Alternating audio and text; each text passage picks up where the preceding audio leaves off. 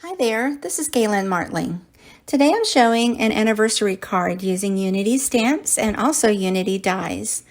I have a few different dies here. They are scalloped shaped rectangular dies and they have a stitched layer also.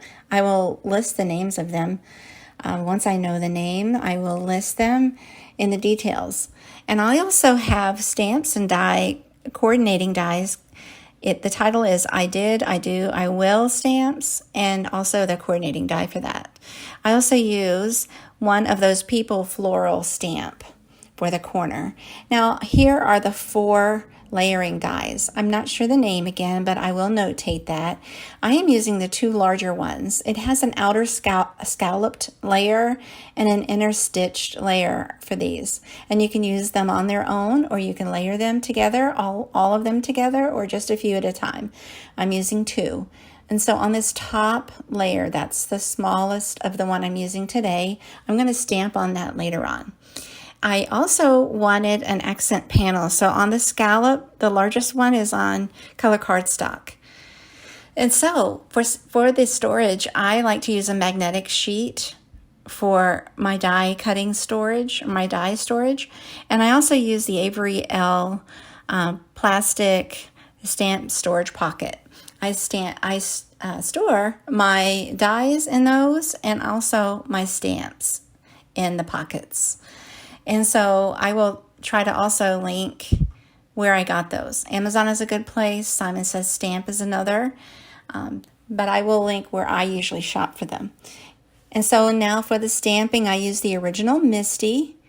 And I repeat the stamping maybe 3 times just to get a good impression. I use My Favorite Things inks for this project. And then I go ahead and use a mix of purple and black stamping.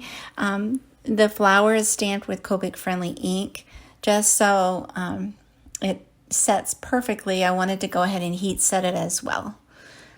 Heat set the ink. And then I get ready to die cut that anniversary. So all of my die cutting is done using the Anna Griffin Impress electronic die cutting machine. It's not sponsored in any way here. It's just something that I purchased and I like. And I just wanted to share a die cutting machine that I recommend if you want an electronic machine.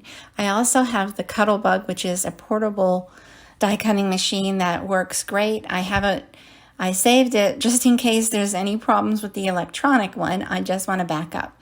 And so anyway, that's just what I use for die cutting. And I love it. And so I go ahead and finish all the coloring. I sped this up just for time purposes here, just for time's sake. Because the coloring does take a little bit. I go in and do lots of layers.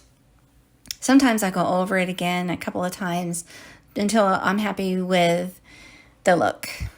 And so I tried to coordinate with that paper and ink as best I could.